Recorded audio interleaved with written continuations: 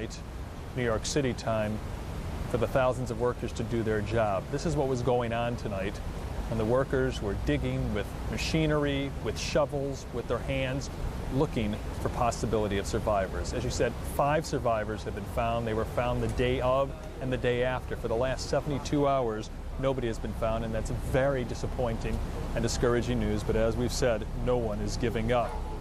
About 3 hours ago, a very poignant find was made inside the rubble, and this gives you an idea of just how much rubble there is.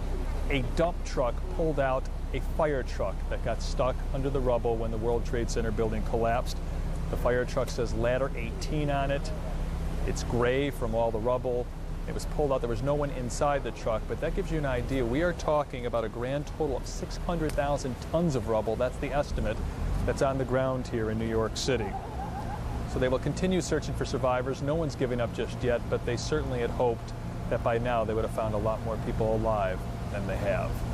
Colleen, back to you. All right, CNN's Gary Tuckman, thanks so much. Now, about 300 firefighters still missing after this collapse, but the bodies of 3 of the force's top officials have been recovered. Peter Gansey, the fire department chief, William Freehan, first deputy fire commissioner, and Father Michael Judge, the department's chaplain. All 3 laid to rest Saturday.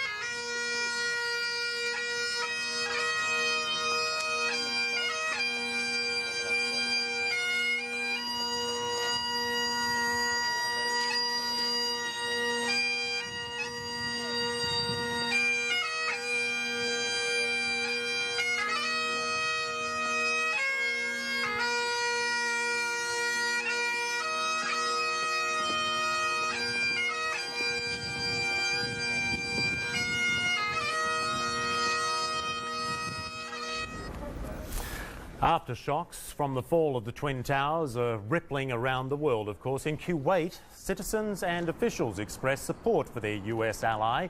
Residents donated blood, and Kuwait's defense minister offered his condolences in an address to US troops.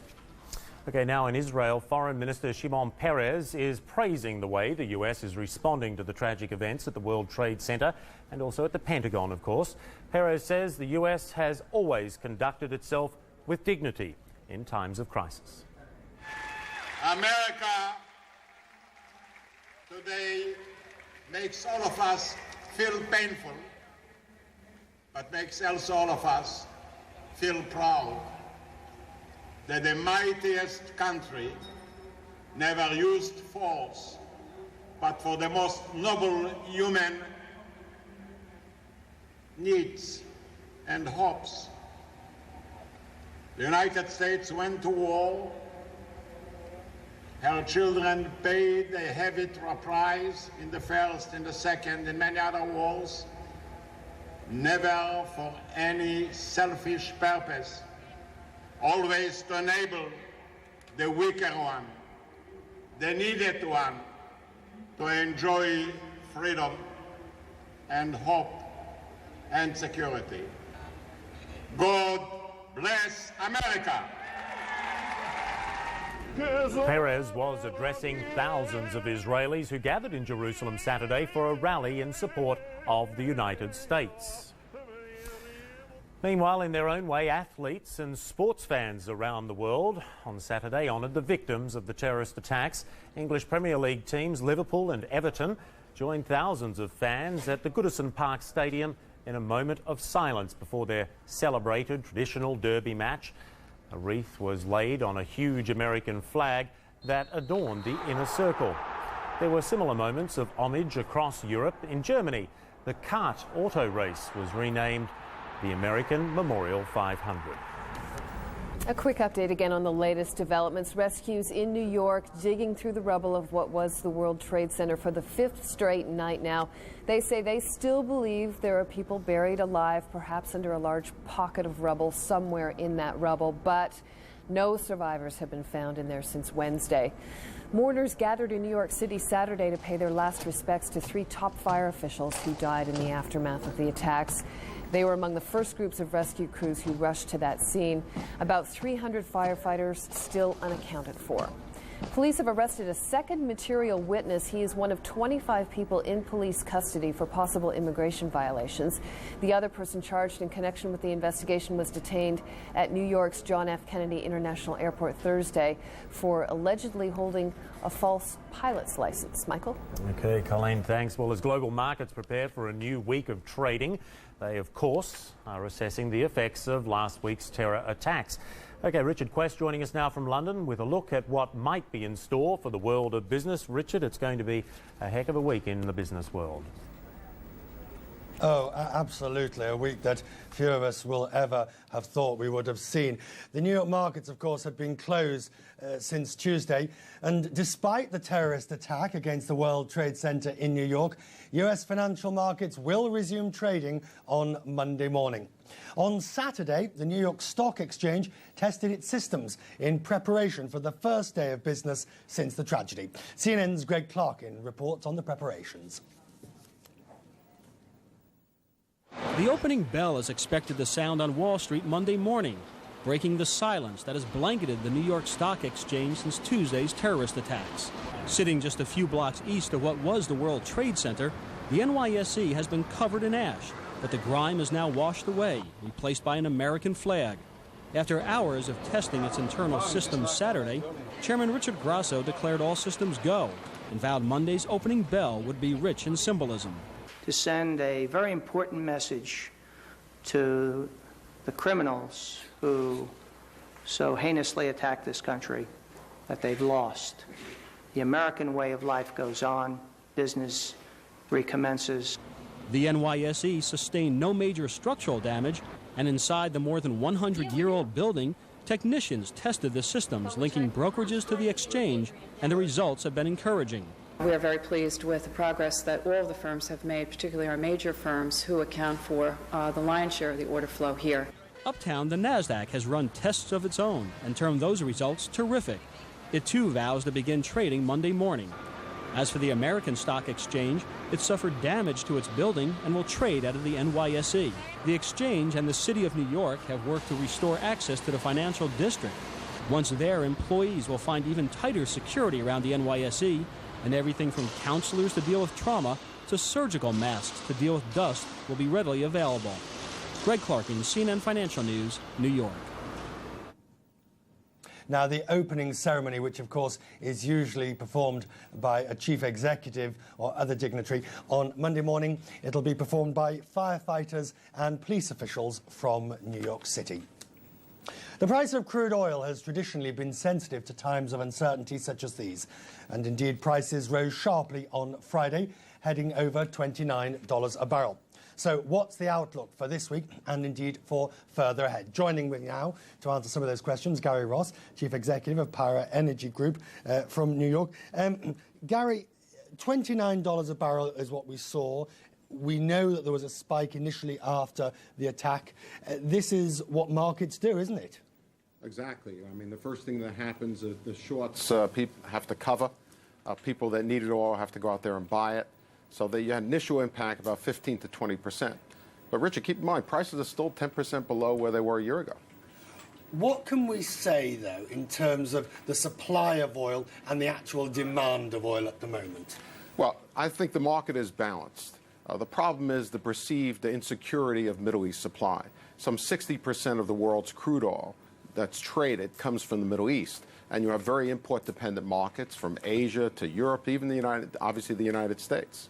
So that's the issue, is the perceived insecurity of some U.S. military action potentially impacting supply.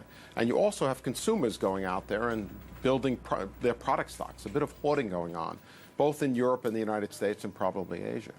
As the prospect of retaliation gets closer, So the disruption of supply from the Middle East will become the key factor.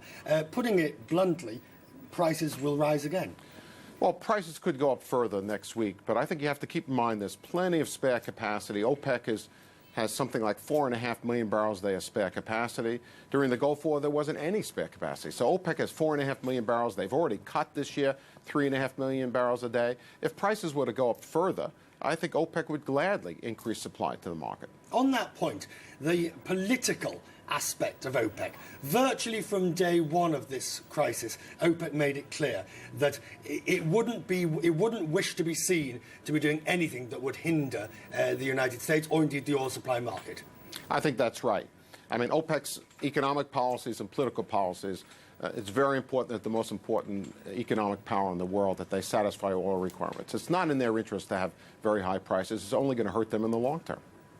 But OPEC OPEC not only wants to do the right thing, it wants to be seen to do the right thing. Oh, for sure. No question about that. They're all supporters of the United States and the allies. Certainly they want to be seen. Finally, is there actually a shortage of crude oil that would push up prices? No, there's no shortage, but if there's any real tightness, it's in products. Because basically the consumer is going to be hoarding products, and essentially there's plenty of crude oil, and OPEC could supply incremental crude oil. It's going to be whether the refining system and logistical system can appropriately supply the products. And in a word, you wouldn't be surprised to see prices rise next week? Yes, but I think they'll be limited. We're not going to be seeing anything like we saw during the Gulf War. Gary, many thanks indeed. Now, the US airline industry has been losing as much as $300 million a day since Tuesday's attacks. Flights may be resuming, but airlines are taking measures to reduce losses. Continental Airlines says it's reducing its workforce by more than a fifth, 12,000 jobs. And the US Transportation Secretary Norman Mineta plans to meet with heads of the major airlines next week. Some industry officials are already calling for government compensation. I now, and we all of us, call on the President of the United States and members of our Congress to take immediate action to restore the stability of this vital industry on which our whole nation's economy heavily depends.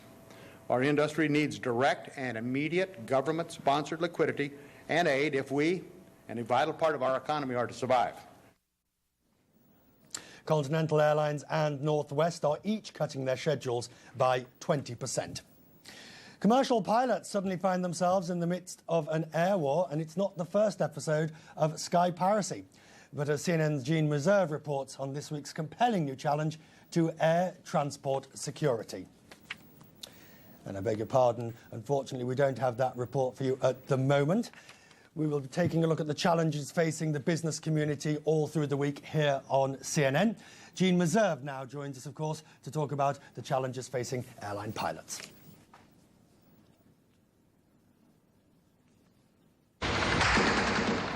For pilots, the rule of thumb in hijackings has always been be passive, be cooperative, get on the ground and into negotiations.